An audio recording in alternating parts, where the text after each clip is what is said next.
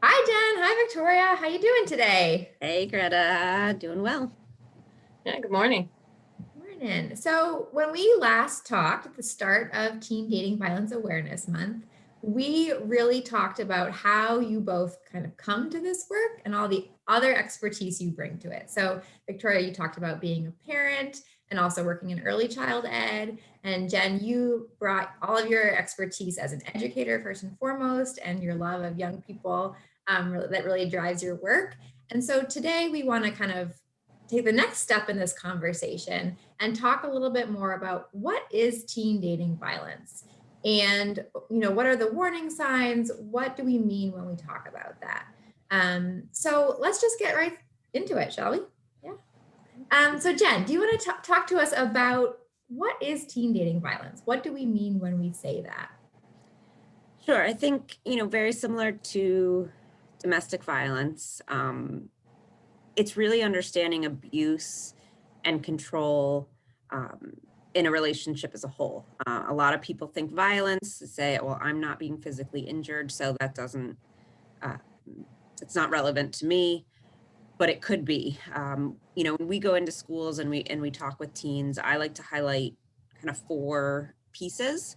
One of that being, this is a pattern. This is something we often see kind of start small, if you will, and build. So it could be just, subtle little comments, looks, requests, asking someone for something small, and then it's going to keep building. And we don't see it until it does become maybe more physical or violent. And when I say these patterns, we're talking about a multitude of types of abuse. So again, it's not just physical violence. We're looking at emotional, verbal, spiritual, social, which is huge with students and teens and young adults. And so it's really important to recognize that you don't have to be hit or slapped. It's really this idea that there is some kind of control, which is the third part, or a power dynamic in the relationship. And if one partner doesn't feel like they have an equal opportunity to make decisions or, do what they want. So a lot of times we see with teens that their activities will change, who they're hanging out with changes. So if that's being determined or influenced in any way by a partner, it's also a sign that there could be abuse happening. And finally, the fourth piece is the relationship, right? And I think so often teens, young adults are looking for someone to love and care and pay attention, right? It can be a social status to have a partner, but when you start dating someone, they know you really well. And so they're going to push your buttons. They may know things that are going to bother you that aren't, as obvious as physical abuse. They may know secrets and threaten to spread rumors, things like that, that are going to have that emotional impact that is creating that power dynamic.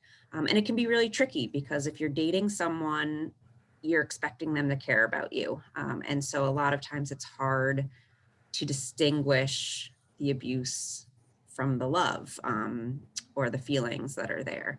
So, I mean, there's a lot more to it. Of course, I could talk for a while, but those are the basics, right? Is really thinking like we're looking at these close relationships, understanding what you feel like a relationship should be versus what the dynamics are, looking at multitudes types of abuse and looking for those patterns of control and power dynamic. Yeah, thank you. As you're talking, I'm thinking a lot about, teens, young people in general, maybe all of us are figuring out who we are, right? And so testing our boundaries, figuring out what is healthy, what does that mean, what makes me feel good, what doesn't.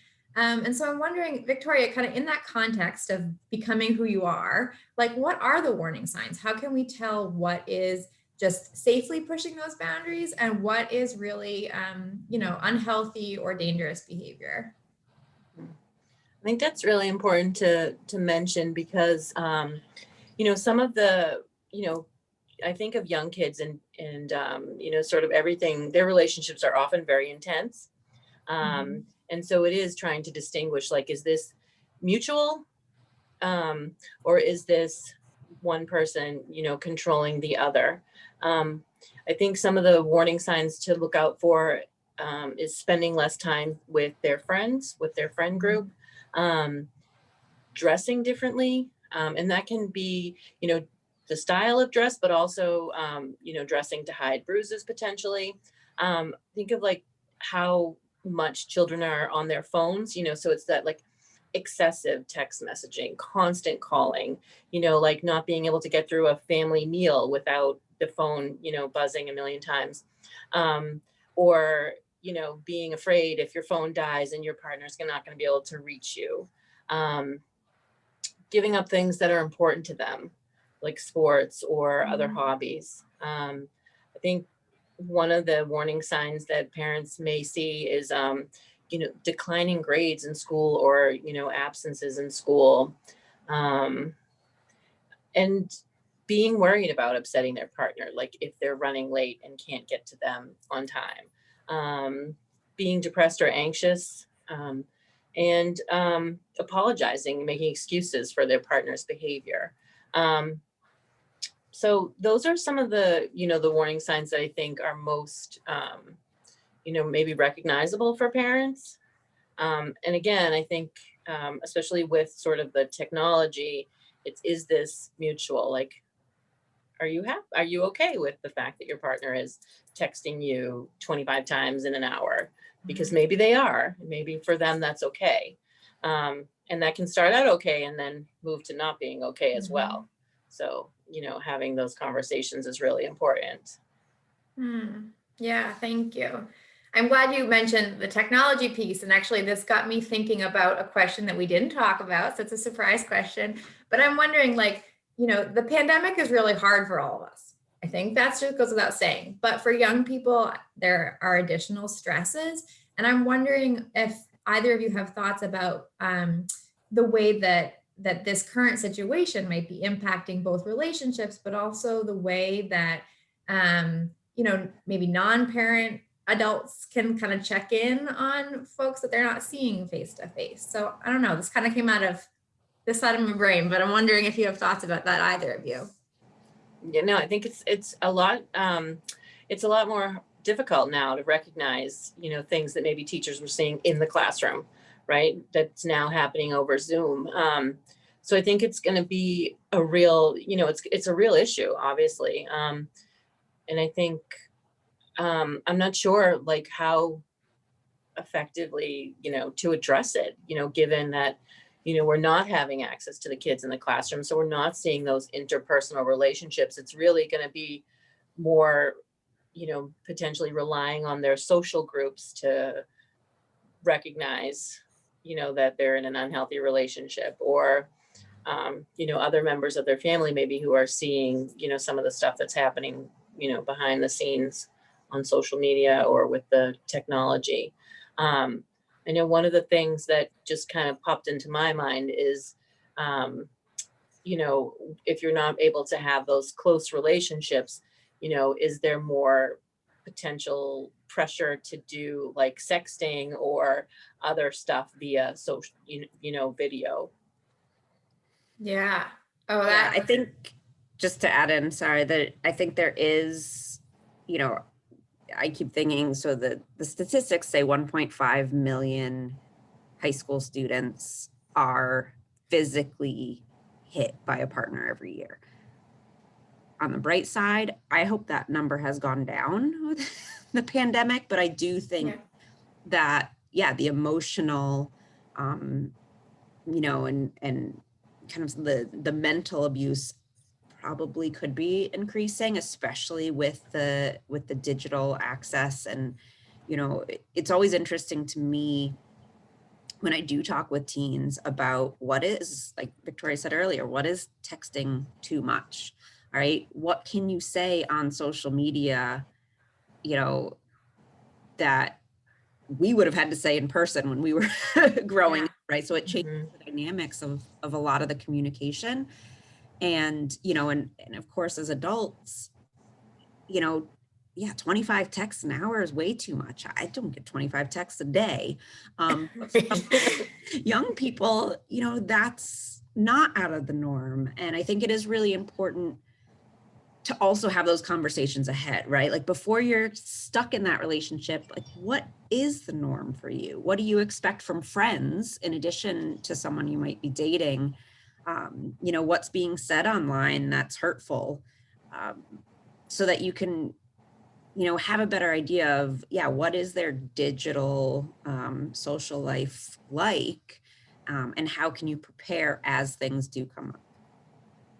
I think one lesson I learned, valuable lesson I learned being a parent as of teens, was to have casual conversations before things became an issue. So, you know, open conversations about things that we're seeing on TV and in the media, and, you know, song lyrics that the kids are listening to, like addressing those things and starting those questions so that we're not doing it when it's, you know, specific to them, and then all of their sort of defenses go up and they don't want to talk about things.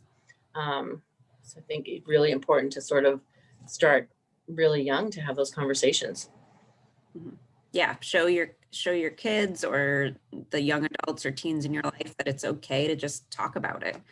Mhm. Build that trust ahead. I think, yeah, I know Victoria worked very hard and does that with a lot of let's start all this early and often, so that there is the comfort level of coming to you when they do need help. That's awesome. So before we wrap up, and I want us to leave with you know, a little word about how folks can maybe reach you if they're like, how do I start this conversation? Or, you know, what are some resources available to me? But before we go there, are there any other things about technology, about recognizing red flags that you want to share with our friends? I think just ask questions, you know, and if you're, you know, if you're, you have, I mean, you know, we're all very busy, and I think it's sometimes hard to, you know, sort of know everything that our kids are doing. But, you know, just ask. If you have any concerns, ask questions, you know, and try to do it in a way so they don't feel like they need to get defensive, just, you know, in casual way. Um, and And leaving respond it does have, open-ended, right? Like, hey, right. Mm, bothering you lately? Anything you want to talk about? Mhm. yes. And Respond does have a really great parent resource guide that we've worked really hard to put together. And that is accessible via our website. And there's a lot of really great information for parents and for caregivers, teachers, anybody. Well, thank you both so much. And for those tuning in, we're going to be back next week with some real kind of steps of how you can have these conversations, which are hard, but important. And I really like what both of you said about kind of just staying curious. We want to know our young people, right? And we want to know how they're doing, even when it's great, that they're doing great. So thank you both so much.